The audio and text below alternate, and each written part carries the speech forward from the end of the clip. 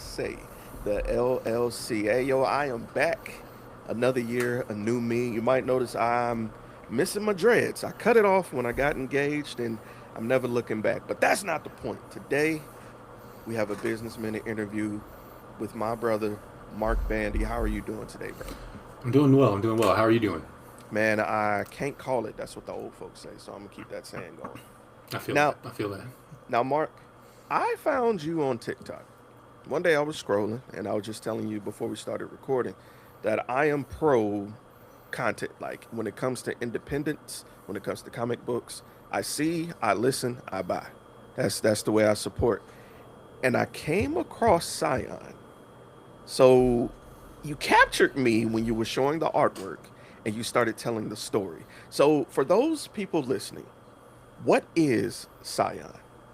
I'm Mark, like you were saying, and this is Scion. So let me get out of the sleeve real quick, so that way the light won't be glaring everywhere. So this is Scion, and this is my debut comic. It is a supernatural thriller set on a college campus.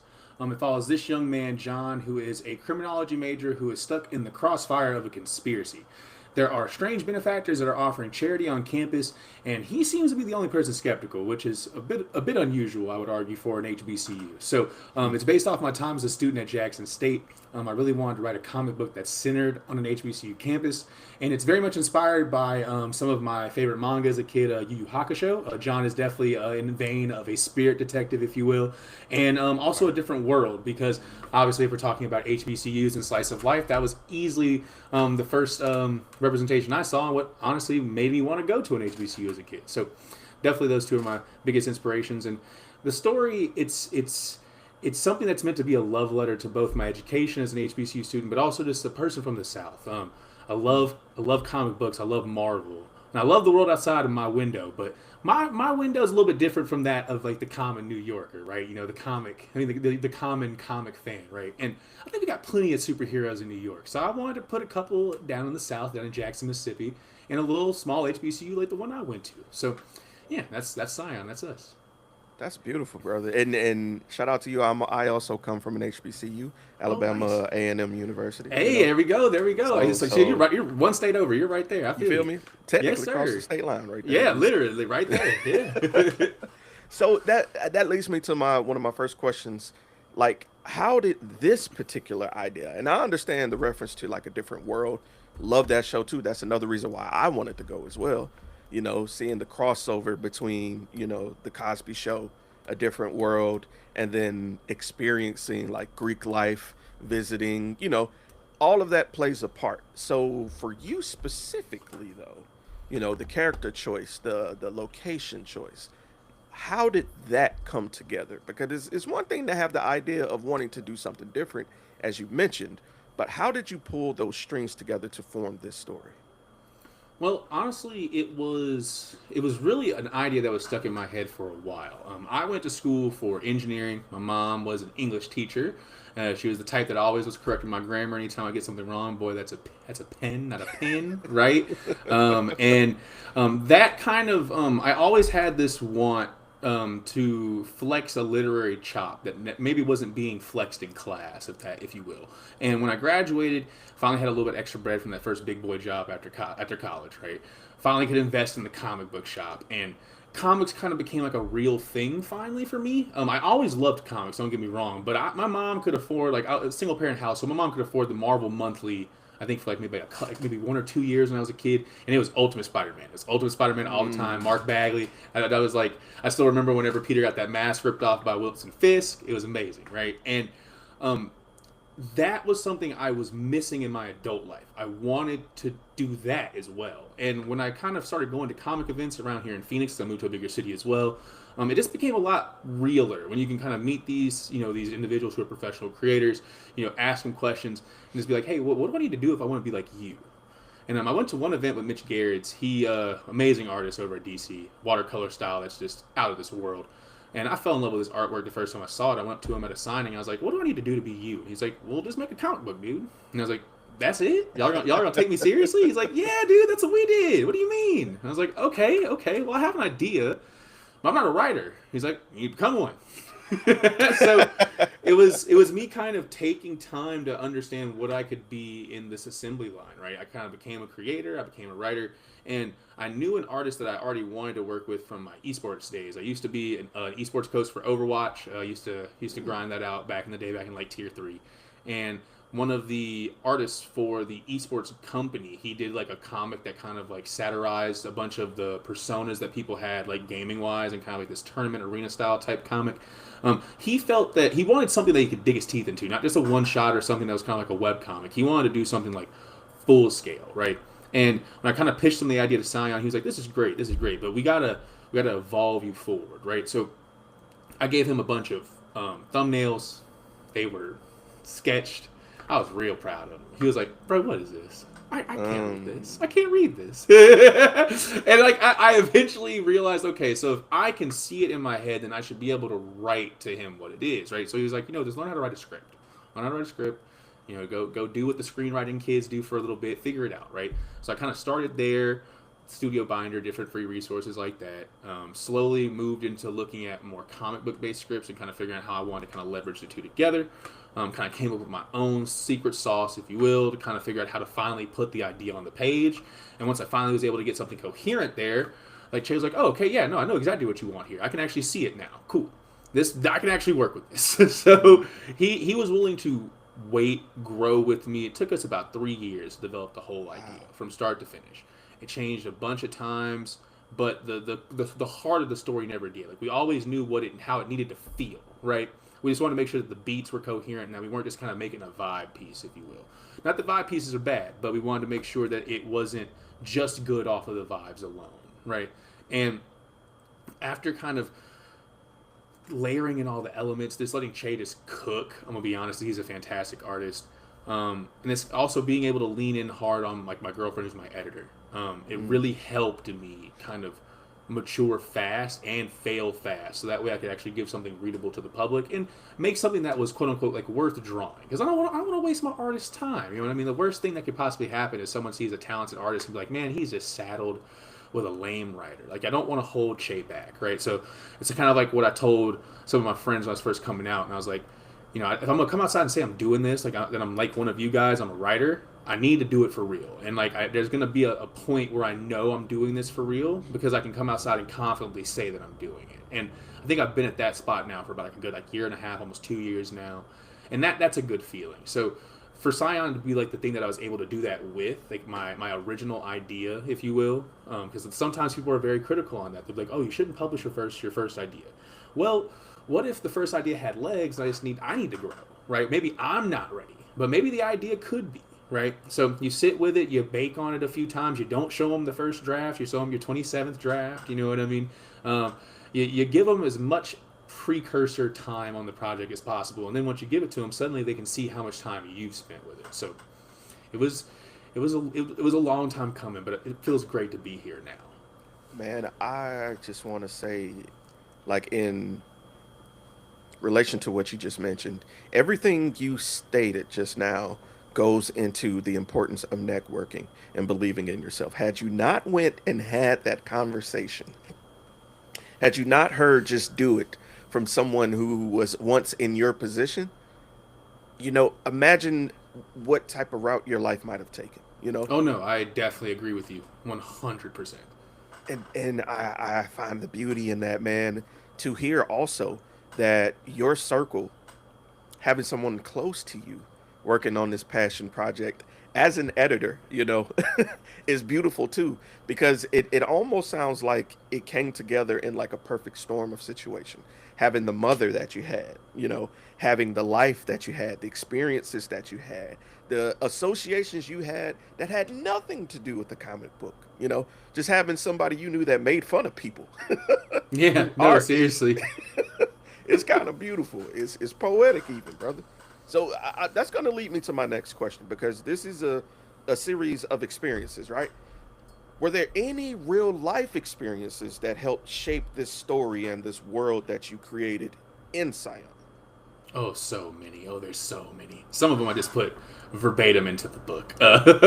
Like the joke with between Willie and Mason for Mason's introduction, that happened almost verbatim one day in Highland Hall at LSU. Willie's a menace, man. I'm gonna be honest. Like Willie's the type of guy he'll stand you and your friends in a line and be like, all right, wait your turn, and then start just doing the dozens on everybody. Like it's like he was waiting to use the material. Like it's just he was the campus comedian, if you will. And Willie's a philosophy major. He's also an engineer, and like he does a lot of layers to him as a man. And I think that he makes jokes along the way to kind of make sense out of the world. And if you're one of his jokes, that means he cares about you. You know what I mean? He decided to make sense out of you, if that makes sense. So I wanted to try and do something similar with this book. I wanted to try to make sense out of my college journey and all the people that were around me. And some of them were kind enough to even let me use them for this story. People like Willie, people like John. They let me just use them in their likeness straight up and said, you know what? I trust you not to make it look horrible. Okay, just go ahead, do something cool, make it happen. Same with Vincent. I played football with Vincent back at Menard. And he went to Jackson State as well. I saw when I was like, oh, someone from my high school is here. Oh yeah, you're going in the book. Like it's like there's no reason because I was a transfer student, right? I had to leave what I thought home was, and I found home there, right? That's awesome. I'm gonna put you in the book. You're definitely a part of this, and like kind of figuring out what everyone meant to me in my personal life helped me figure out what they need to be for this story, and it really was this perfect storm of just kind of pieces falling into place. Like I knew that I knew I didn't want to be the protagonist of this story. I knew that I was just kind of a background character here. I'm the transfer student at the HBCU. I kind of fit into the background of everything. I have a story to tell, but I'm not the main character, and I wanted to showcase that as well. I knew that John would kind of be in a position to be able to lead on campus a little bit more, especially if he was already on campus narratively. Just seeing him in real life, how much of a leader he is, both politically and amongst like our friends group. He was definitely someone that people used to look up to. And like John's a normal build male. You know what I mean? He's like someone who's like he's under 6 foot. Like he works out, he takes care of himself, he runs, but like he's an everyday man, and like people look there. That's something inspiring about that. So I wanted to showcase the idea of like the everyday man being the protagonist. You know what I mean? Because that's who we look up to whenever we kind of can't make sense of things anyway. So there was this a foreign influence on campus. The fact that like at HBCU we have so many foreign exchange students. You might not think that. You might not think that there'd be a bunch of people just looking to come to rural, Mississippi, rural Alabama. There are people who very important people, diplomats' daughters, people who are, only here because their parent is a very important person. You know what I mean? I wanted to tell that story so that way people would understand the kind of depth on campus, because I was seeing that everywhere I would go, and people are trying to tell me it's not there, right? So, if anything, I feel like I took what I saw and then I put a story to that, because there was just so many. It's kind of like playing pinball almost. You can find a story there. There's a story. It's beautiful. It's gonna light up. It's just about making sure that you can have as close to a perfect game as possible. You want to make sure you have a rhythm and like people know what you're doing. You know what I mean? But there's something beautiful to be found there, in my opinion. Man, I love that, and I can tell based on just the way you're speaking about how things came together at, JSU, everything is going to translate kind of in a similar manner in the book. I can't wait for mine to arrive. I'm telling you, I'm going to do a TikTok video when I get it in my hand. Best believe. I'm excited to see. I'm excited to see. And also, I have spread the word to my Blurred brethren over at the Blurred Syndicate. So yeah, we're on lookout. Of course, man, we're going to support. Another thing I want to talk about, right? When pursuing your dream, it's always scary. There's always a process, just like you described. And you said you never show the first one. You show them the 27th one. Oh yes. Not literally, but figuratively. You got to refine it. So I have to ask, during your process, is it more exciting starting or finishing? Like the beginning portion of the process, like seeing everything come together and work? Or when you get to the end, when you're like, damn, it's done. Which one did you enjoy more? That's hard. That's hard for me because I love starting a project. I got ADHD real bad. My mom was a DIYer as a kid. I got start a project syndrome real bad. But I think because I have that tendency, right? I have the tendency to kind of, set the table and kind of have things ready to start later on. Mm-hmm. It's really, really impressive whenever people finally show up for dinner. It's something really, really Got you. impressive about that. And when you finally can just sit back and see people eating, it's a little bit different. There's an anticipation factor always when you set the table, but I when I finally held SiON in my hand, it was very akin to when I walked across that stage at Jackson State. Now, to be fair, I was the first graduation after COVID. I dropped out twice before I finished. So, like, when I walked past that stage, it was like, all right, there's a lot of people watching. Don't cry. Right? You know what I mean? Yeah. And it was kind of, it felt that way. It felt like I was holding something that was a culmination of multiple years of work, lots of planning, going back and reviewing notes, feeling like they were like these high pressure moments that felt like tests, where like if you don't just keep your foot on the gas and kind of, looking for whatever could possibly go wrong, you could immediately get to sit back to step one, right?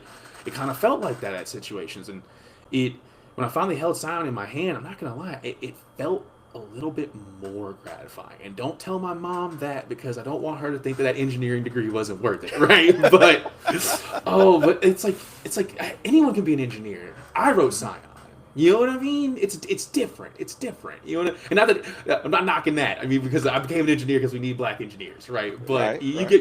get my point though. Like Mhm. we need black writers too. We need black comic book creators too. Like Dwayne McDuffie's birthday was yesterday. You know what I mean? Like we gotta remember who inspired us to want to do this in the first place. And like, and be honest, Static, it wouldn't have been a thing without. I don't think this, like, it's also a part of this. You know what I mean? Milestone and all of those books, like the idea of all the people that came before me, that I can kind of continue that on that legacy. Like I wanted to be a part of that. You know what I mean? And it's super cool that I get to do that, and that I get to kind of add something that wasn't necessarily that I saw here, because I'm sure there are comic books out there with HBCUs at the center, but I haven't seen them. I haven't seen them, Mhm. and if I haven't seen them, I'm gonna go ahead and make it. Just because this, so we can have a little bit more out there. You know what I mean? Right. So holding it in my hand, getting to see, John walking across this, like seeing a black man on a comic book cover, always great. But then with our variant cover, we got to do an homage to a different world, and I got to do like a kind of like a variant of Yeah. like their second season box cover, and like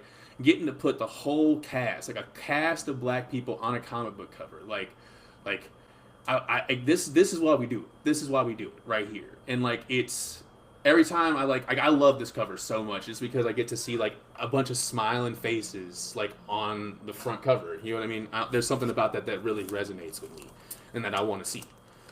So holding it at the end, I do have to say it's a different type of feeling. It really is. Finishing a book is always going to be a great feeling. One might say it's a different world of feelings. Ooh, there we See what I go. There did? we See what I go. did? Yes, I like that.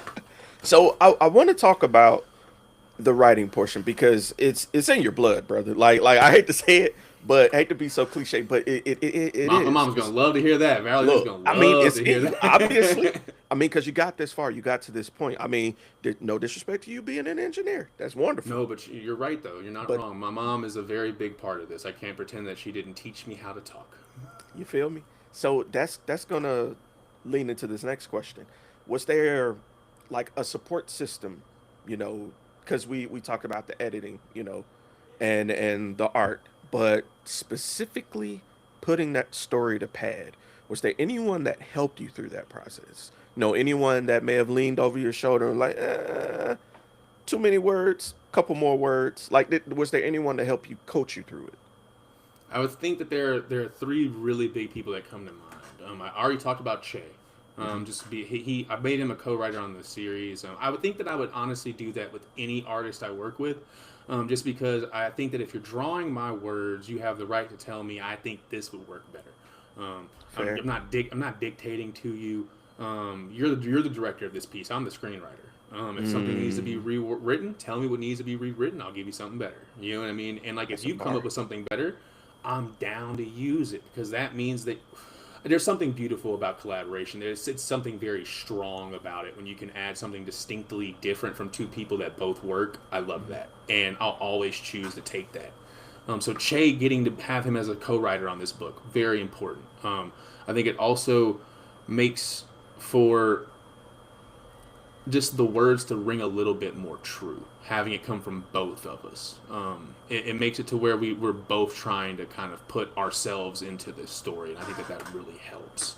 On top of that, I wouldn't have developed this far without him. The fact that he helped me nudge me in the right direction with screenwriting to get better with scripts, told me just to kind of like he told me flat out, this isn't ready yet. We need to do better. That's big. Mm. I wouldn't have been like hearing that from someone who's I'm working with that I really want to impress. That makes you want to actually. It's going to put your feet to the fire straight up. So I would not have been able to do this without my artist straight up.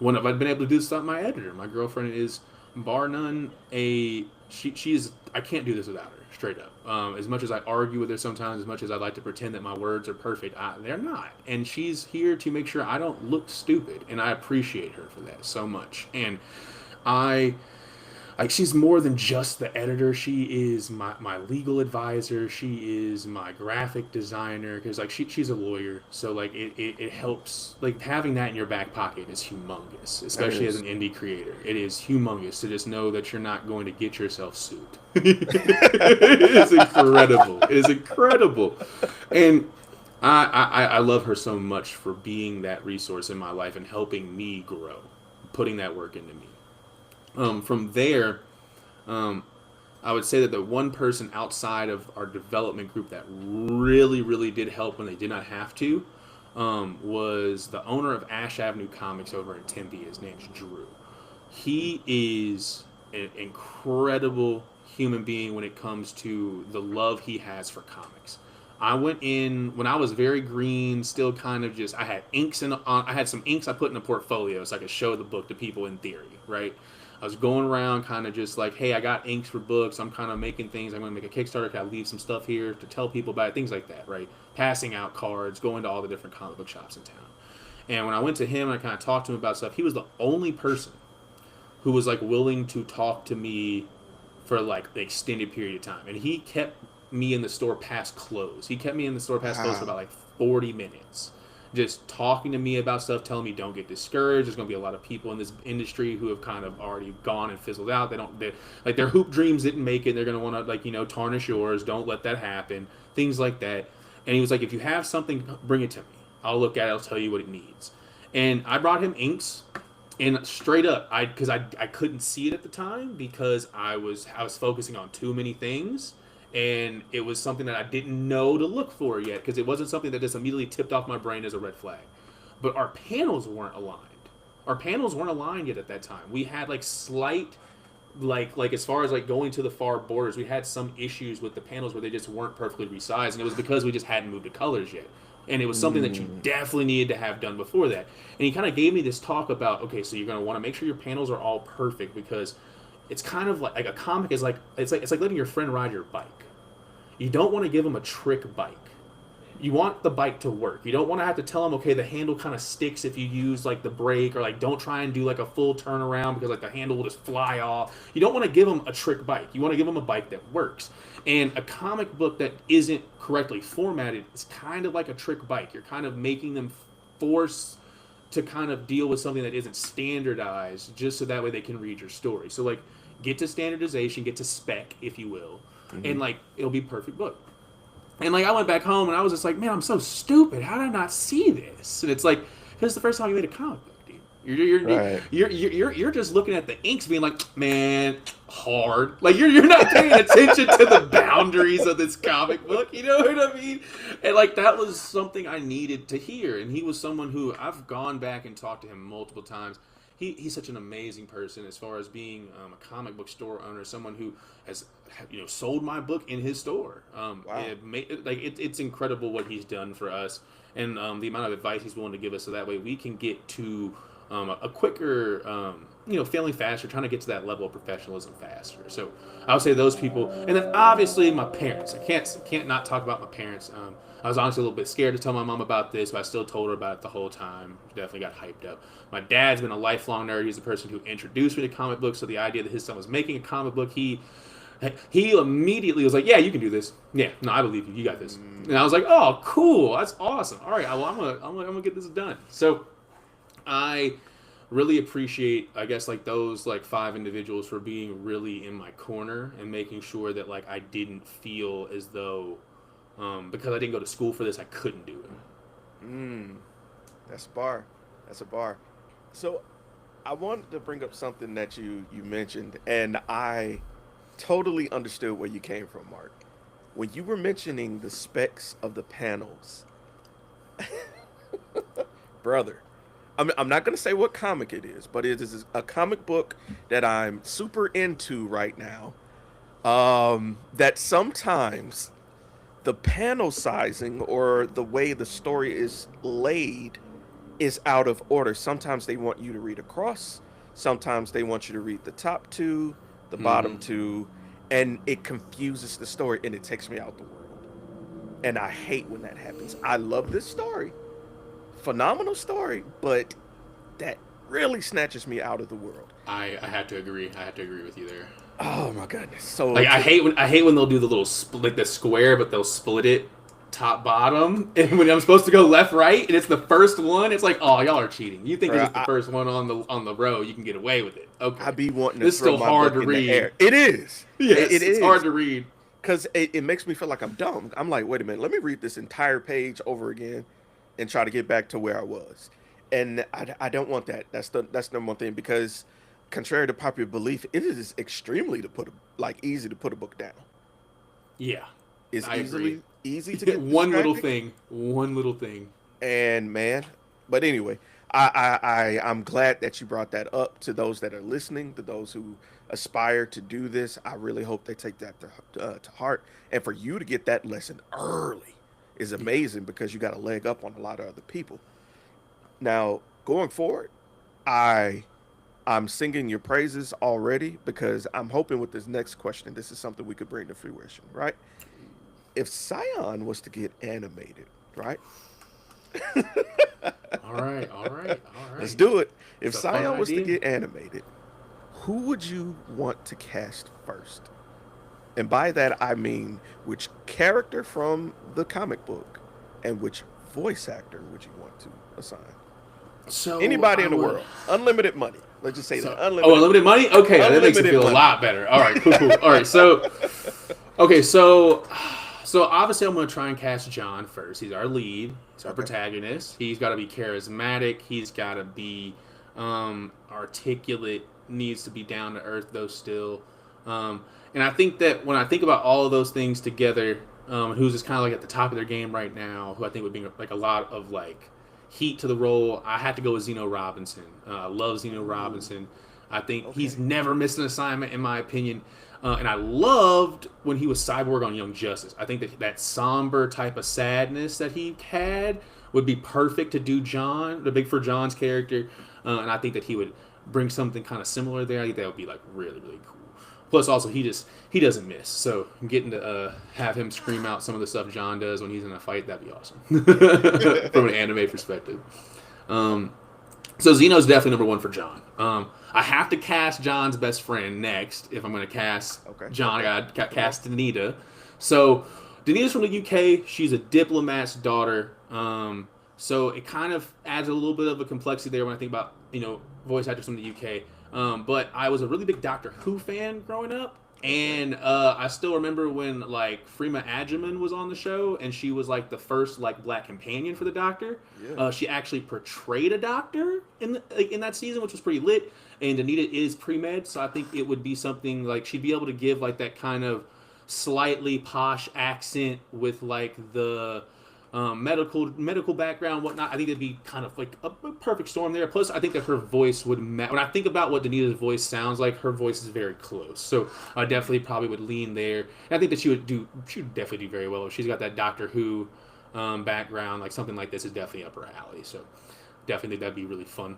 From there, I will spoil a little bit because this is kind of like issue 2 type stuff. But our third protagonist is Mason, even though he is just a minor character in issue 1. So I would need to probably cast him next. And that's kind of tough because Mason's got my likeness, right? And it's like, I can't be like, oh, Denzel. You know what I mean? I can't. You know what I mean? That's a little bit. Just like, you know what I mean? So I gotta be a little bit. I gotta be a little bit reasonable. There was. Do you remember the black and white episode of Atlanta? I Where sure do. like One of my yes, favorites. Tariq Withers, he was in him. Yeah. Yes, I think that if we literally go with that angle of like the laugh at his pain type angle, where like he's trying to be like strong chest, like oh I'm gonna make it through, and everyone's just kind of laughing in his face about it. that he would be perfect for kind of showcasing that. Plus, also he's Southern, and like Mason is from the sticks, so it's black Southern kind of country. We need that kind of represented here, and I think Tariq being like a football player, Mason was as well. It would kind of work in that regard. I think he'd be able to kind of slip into the role well. But I think it'd also be fun for him too because Mason's a bit of a goofball. So like he'd be able to kind of showcase a little bit more of his range, which is it's definitely the one out the mix I would probably say is the hardest one to cast. But I'd say that he'd probably be the best one to go for it probably. So I'd probably go with Tariq for that one.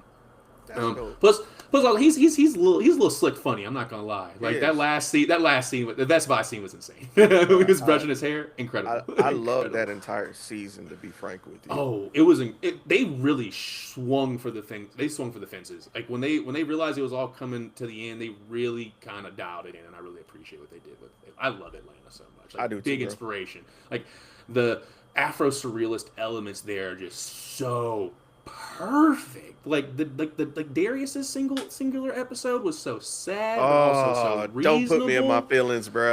And I love that actor who played his brother. Like, cause I love like Flatbush misdemeanors and stuff. So like I loved man. If we may deviate from the interview for just a second to fan, of course, I love when writers take something as wholesome as someone buying weed and make it into someone who's haunted by the ghost of a memory. And it was so seamless. It was so sudden, but all the clues were there. Yep. Every single one. The lighting of the room, him being in the background and fading away. Yeah. Yeah. Like I'll take a bowl. Like, oh man. Oh, bro. How's your mom? Oh no! Don't do this. Like, oh man. Yeah. But the callbacks in Atlanta are also great too. Like they'll take stuff that seemed like a random throwaway in season 1, and then like, okay, experience D'Angelo. Now this dude's literally telling you the dream you had that made you come back home and start this. Like what? Yep. What? Also, just like I love the joke that like I don't think I could get D'Angelo. Like that was such like R.I.P. to a legend. Everyone knew D'Angelo. Mm-hmm. Everyone knew D'Angelo, bro. Like there was only probably a 2-degree separation between any black person and D'Angelo when he was still alive. That's incredible motion, bro. Rest in peace to the GOAT, man. Yes. Like so. No, I agree with you. I share a deep love for that show as well. So I want to talk about environments, right? Because for me, I paint, I write poetry, I'm sticking my foot in the door for voice acting, and I have to have like a workspace, like a certain frame of mind, a certain surrounding. I know you can see some of my vinyls here, some of them from video games, some from movies, things like that. But I want to know, as a writer yourself, right?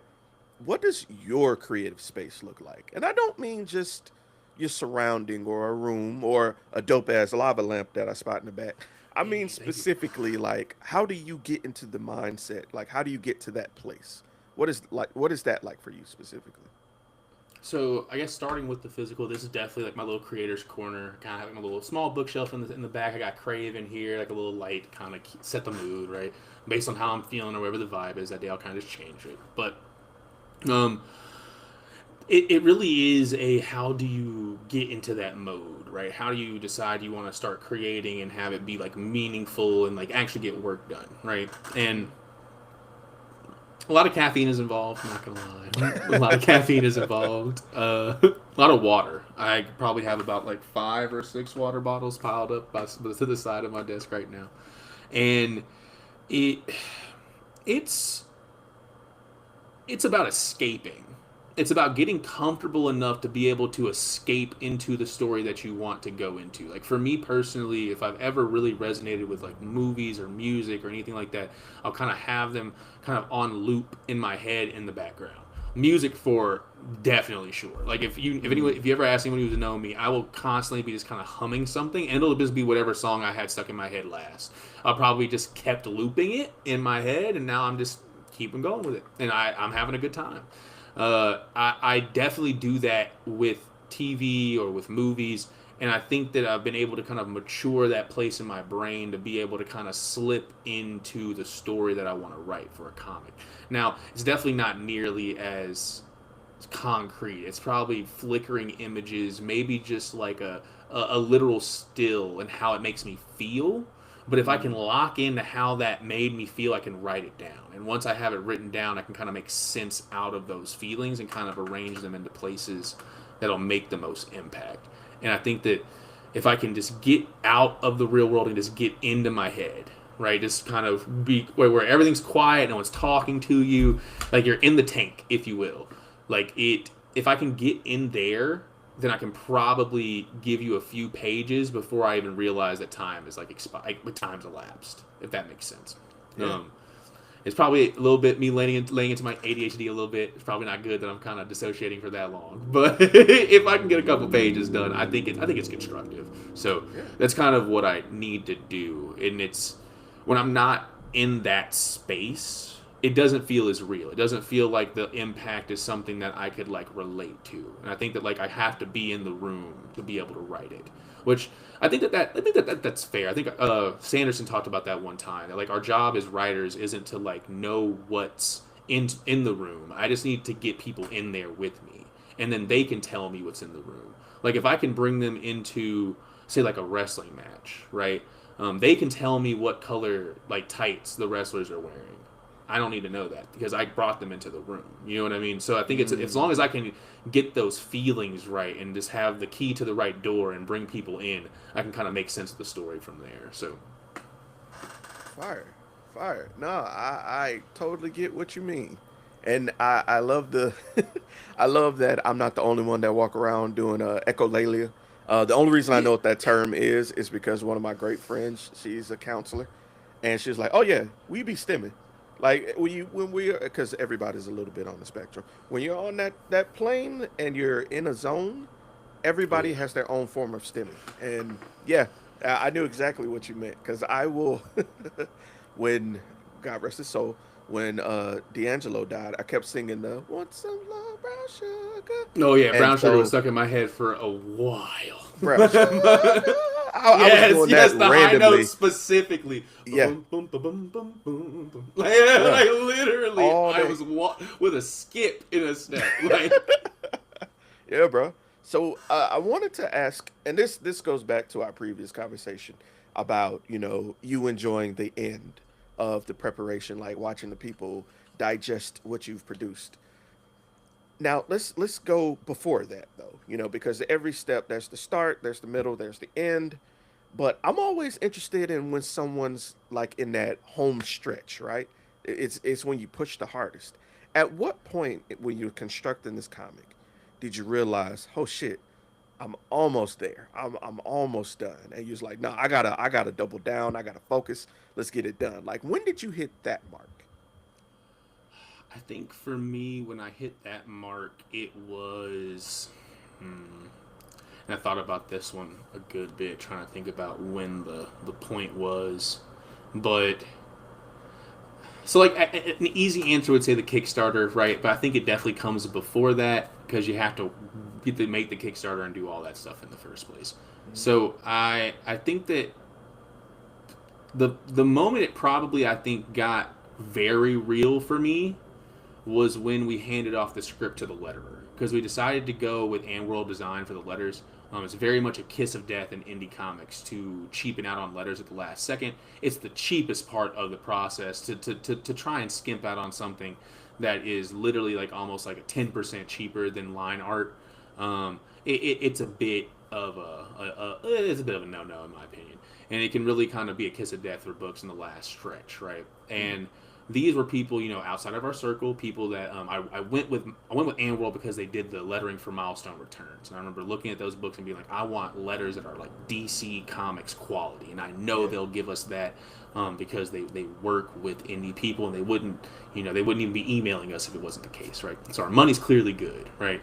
And I remember when I sent the script out to them, I made a bunch of changes last second. I was like, Che, check these changes real quick before we send it out, just because like these folks are professionals, right? Che's like, Right. man, if you don't change this back, you took like, so much teeth out of this. You took so much teeth out of this. He's like, if they get mad at you for writing something, I wrote it too. How about that? And I was like, all right, all right. And because it was like the want to not have curse words in it, so they don't think that we're like not professional, things like that. And it's like, yeah, we have one curse word in the comic book, we're fine. Like, you know what I mean? Like, and it's like it's for comedy purposes. You know what I mean? Right. It was kind of getting out of my head there and realizing, no, like you need to turn this in, get these letters, and get this book out to people because clearly they think that this is something worth lettering. They would not have emailed you back, and you know, getting to work with DC was awesome. DC is an amazing letterer. He was Ringo nominated this last year. Like he's been coming up crazy since we started SiON, and be able to have him be the letters for this book is incredible. There were so many moments he added exactly what we needed. That little extra umph in like an action or dial, like an action text or something, like the big words, the crackacoons. Like he was there making it better. You know what I mean? And I think that was definitely the moment where I was like, okay, you can't pretend that you can like half give this. You have to just commit. And like when you commit and people see it, you need to be proud of it because your name's on it. And I think that was like the first moment that I realized, okay, point of no return. Are you still proud of this book if someone sees it? And it's like, yeah, 1,000,000%. I'll be damned if someone makes me feel not proud about this, right? So I think that was probably the closest to that moment because it made me realize, like, okay, if I can turn in scripts and not feel like I need to keep, you know, pulling myself out of this, then that means hopefully I can stay in the ring long term. Yeah. Yeah, no, that's this is so inspirational and I really hope someone is catching this right now because every step of the way, man, you've taken a magnifying glass to the small process involved of every step and how important this is to get to this point. And I think that's important. I think it's okay to invest those extra few dollars and, you know, going to go see someone just to ask a question. I think it's okay to take a few dollars, put them in your friend's, you know, pocket. Hey, draw this for me. Hey, Yeah. babe, look at this for me. You know, keeping money and opportunities in your circle like this, you know, and investing pays dividends, whether it's you're inspiring someone else or it gets us two people from two different states who didn't know each other before a few days ago. And now they're sitting down having a conversation about each other's passion. It's amazing to me. I think all of this happens for a reason. And it's because both of us in respective points took a chance at something that we enjoy doing. I love interviewing and doing podcasting. You had an idea and you ran with it. And look at you now, brother. I'm super stoked for you. So with that being said, I want to ask, you know, Crimson Sleeper Studios, what is next, my boy? SiON issue 2, man. SiON issue 2 is right around the corner. We are getting ready to launch the pre-launch for it soon. I was hoping to have it ready for this so I could have given it out to folks, but unfortunately Kickstarter is dragging their legs. They switched over to dragging their heels. Excuse me, dragging the whole leg. Apparently, no. They switched over to an AI system for confirmation for pre-launch stuff. So it's just been a little bit of it's been a hassle trying to satisfy its criteria. But hopefully Monday we'll have like a link for everybody to join up on. Issue 2 is going to pick off for issue 1. Pick up where issue 1 left off. It's going to be awesome because we are featuring the Battle of the Bands. We're going to have a game day on campus. And we're actually going to be paying homage to the Southern University Human Jukebox. They're going to be in facsimile. They're going to be the Coastal University Human Sound Machine, but we're going to yeah. So we are going to we're going to show what a halftime band performance looks like at an HBCU. We're going to show how people they go get their concessions during the game, so they can be ready for halftime. That's what people came, not to watch football, to watch the band. And we kind of play a bit of that joke a little bit in the series. So it's going to be cool because Jackson State, you know, obviously we got the sonic boom of the South. Of the South, baby. So I wanted to kind of, you know, obviously JSU, we love our band, but as a person from Louisiana and whose grandmother went to Grambling, I unfortunately have heard her cuss at the TV every Bayou Classic. It is because the jukebox are just that good. They are possibly, quite literally, the best band to ever walk this earth. Generation after generation, and nobody sounds as good as the jukebox. But the boom does try. We are like that one person with their sword in their hand that says, "You gotta whoop me, man. You gotta whoop me." Like, and I love that about us. Man, I remember, and we used to have a battle of the bands here in Mobile all the time, and I would always look forward to seeing them come because I was like, oh shit, everybody get out the way, Yeah, right, because right. and and don't get me wrong, I mean they were respectfully disrespectful with it. Like you could be playing and doing your thing. Nah, they're gonna blare. They're gonna play. They'll play over you if they feel that you're not coming with it full force. And I just love that. I love that you're able to bring that into focus because HBCUs are such an experience that we can't put into words. Not at And I all. think and just listening, and again, like y'all who are listening, I haven't read it yet, but I can tell the love for it is woven into this story. And I love that, man. I love that, brother. So that's gonna bring me to my final question of this interview. And this has been a pleasure, Mark. Man, Thank you, thank you. we got to stay in touch, bro. Oh, for Uh sure, definitely, man, for sure. so this question I dedicate to everybody that's listening to this interview because like I've said before in this interview, brother, the hardest thing in the world to do is to take an idea that you have, a passion that you have, and run with it. So to that person who's watching this live stream or listening to this podcast that will come out next week, what word of encouragement do you have for them when they have that dream but they are afraid to act on it? I think that it's important to know that you don't have to do it all at once. Goals may take a long time to mature, but they're still worth putting the effort into. I promise. I promise it's worth that stray dollar you were able to save for it. I promise that it is worth you getting to be the person that you want to be, Mm-hmm. even if it doesn't pan out. Like, even if you don't make it to the moon, right? You did it. You tried. You went out there and you did the thing. And I will have more respect for the person who went and put themselves out there. I will have more respect for that person every day of the week than the person who continued to pretend that they could just hate on everyone else's effort along the way when they're not out here producing. And I say that with experience. I say that with experience. I say that with the chip on my shoulder of having to do engineering for so many years, and then suddenly, what are you gonna do now? Well, you could be Mm, free of all this angst. You could be free of all of this want to pretend that people shouldn't have the opportunity to do something because you didn't. Maybe you could make that opportunity for yourself now. Maybe you're not done yet. And mm. maybe you are acting this way because you want to. So I'm a quote, because I love Kingdom Hearts. I'm a quote Goofy. Don't give up. Mm. But he don't give up. Like, yeah, but Right. yeah. Don't give up, bro. Don't give up. Uh, Because like even a Goofy can get it done. that's a bar. That's a bar.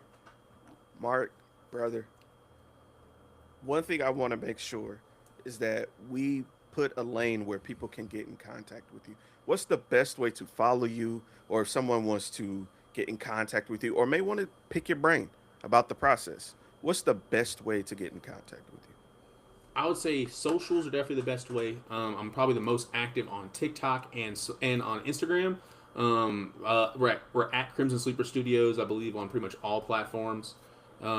But you can pretty much find us anywhere other than I believe the app formerly known as Twitter. I don't think I post on X anymore, but I think Threads, YouTube, TikTok, Facebook, Instagram.